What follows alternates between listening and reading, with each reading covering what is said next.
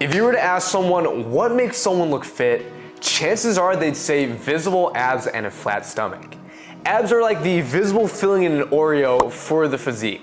They're most likely the one thing that makes someone go, whoa, that guy's fit. And I'm sorry if you're currently dieting and that analogy made you hungrier, but nonetheless, here are the only 3 tips you need to see your abs by summer, potentially, because ultimately it depends on where your starting point is. Allow me to explain. So in order to see your abs, you must lower the amount of body fat around your stomach. And you do this by doing 1,000 sit-ups. I'm playing.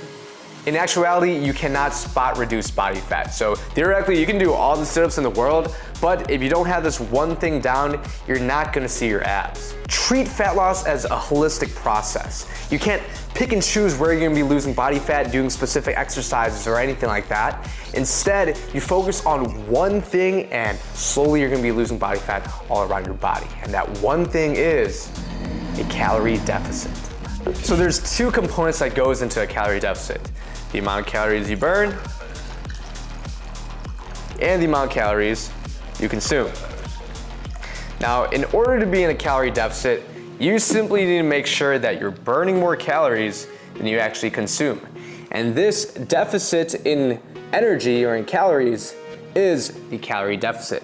So in order to lose body fat, you just need to maintain the calorie deficit for long enough until you get to the desired body fat percentage that you're happy with. Now, what determines this is the magnitude of the deficit. So for example, let's say you did something like this where you're barely eating any calories and the deficit's super big, you're gonna be losing body fat at a faster rate. So you might be wondering, how long do I need to be in calorie deficit for? Well, it all depends on where you're starting from, where you're trying to get, and the magnitude of the calorie deficit you're in.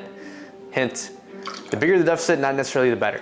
But real quick, let's talk about measurements. Now, a way to quantify fat loss is by using your body weight. However, using body weight alone isn't gonna give you an entirely accurate picture, especially if you're also consistently weight training. For example, let's say you're weight training and being in a calorie deficit for 10 weeks. At the beginning of the 10 weeks, you start at 180 pounds, and at the end of the 10 weeks, you're 175 pounds.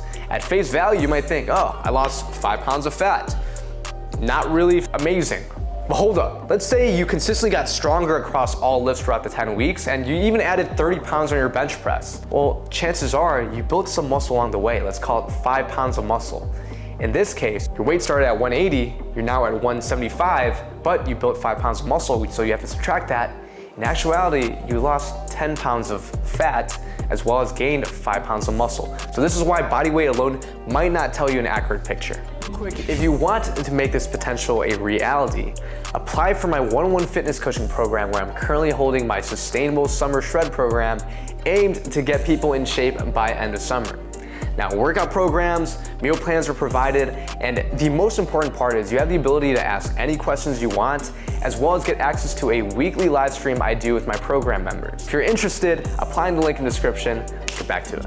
So if body weight doesn't give you an entirely accurate picture, instead, what you should be using is your body fat percentage. Now, this is a simple calculation comparing the pounds of body fat you're currently holding divided by your total body weight as a whole. And ideally, your North Star goal should be getting to around 15% body fat in order to see your abs, but genetics might play a little bit factor. Maybe you can be a little bit higher or a little bit lower to actually see the abs. Now, there are many different ways to measure your body fat percentage, all of differing levels of accuracy.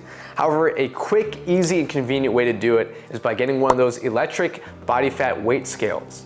Now, I'm not affiliated with any of them on Amazon, so what I'm gonna do is I'm just gonna drop one link on Amazon. If you click it, you don't have to get that exact weight scale. You can literally just click that link and type in a different one, and that will still help me out and give me commission. So that's a quick and easy way to support my page. So the best way to use these scales is as a relative measure, meaning regardless of whether the number is accurate or not, if you measure yourself in the same spot in your room, before breakfast, after you use the bathroom in the morning, the machine is generally precise enough to be able to compare results week after week. And of course, overall, we're looking for a trajectory downwards week after week.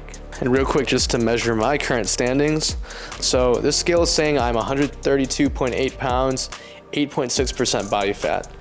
Both of which I think those two numbers aren't probably that accurate. Probably closer to around 135 and closer to probably around like 10 to 11% body fat. But yeah, those are my credentials. Let's get back to it. So with that in mind, let's get to the 3 tips. first of which is do not cut too hard. Now, ultimately, fat loss is a marathon and not a sprint, meaning the bigger your deficit, not necessarily the better. In fact, at most, you want to be losing body fat at a rate of 1% of your body weight per week.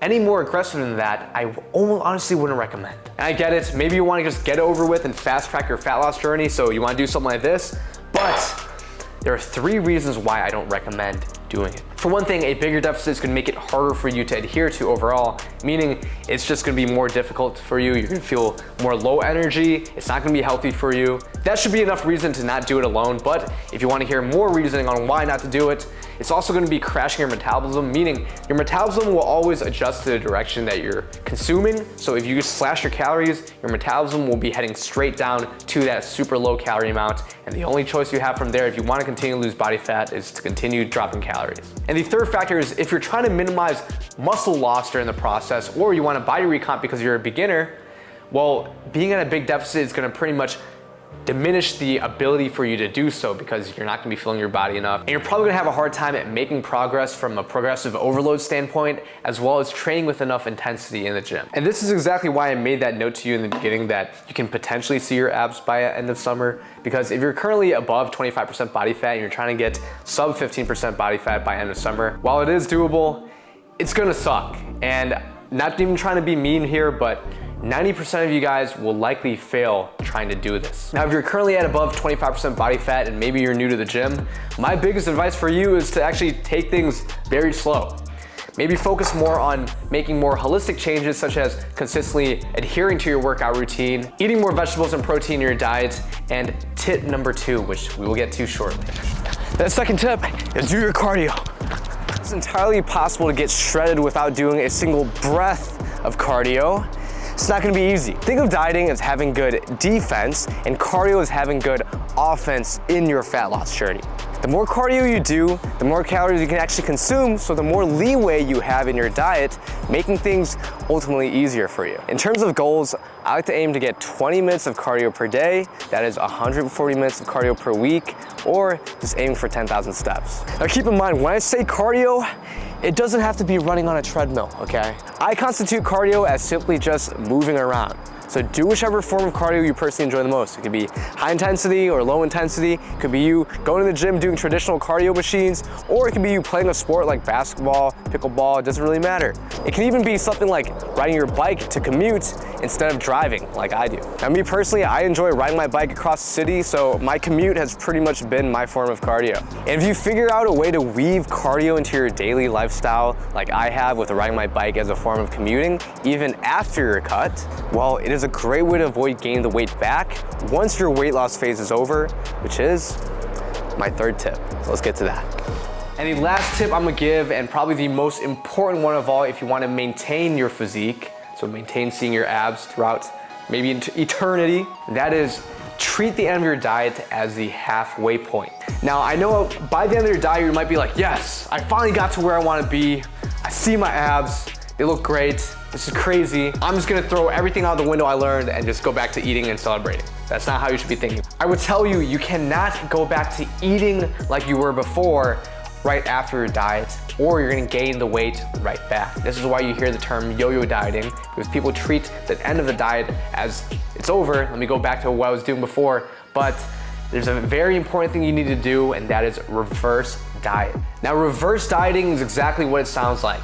You're slowly adding calories to get back to a healthy amount you were eating to before, or maybe potentially if you built a lot of muscle, living an overall more active lifestyle, you can probably eat more calories than you were before, within reason. Now, the goal of a reverse diet is to get your metabolism to adjust back up so you can eat more calories while minimizing fat gain along the way. This is probably the most overlooked part of fat loss. However, if you do this, it would be more fun than the dieting phase, I swear, because instead of decreasing calories, you're adding calories. And this is why I tell all my clients that the end of a diet is really the halfway point, because this reverse dieting phase is easier. However, it requires you to still be disciplined by slowly adding the calories back. And this is also where my 2 previous tips will likely come in handy, because if you would have cut super hard, maybe you would have had to reverse diet for twice as long compared to if you took things slow like I recommended.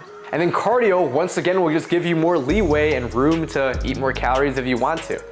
On top of that, because we're introducing calories, your energy levels are gonna go up, so the cardio sessions you're doing are gonna feel better and easier, allowing you to burn more calories, and it's gonna be a flywheel.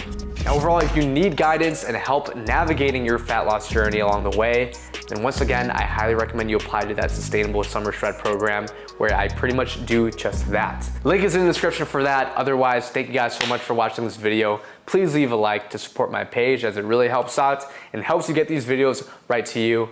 Subscribe and hit the bell notifications to get the videos as they come hot. And I'll see y'all in the next one. Peace.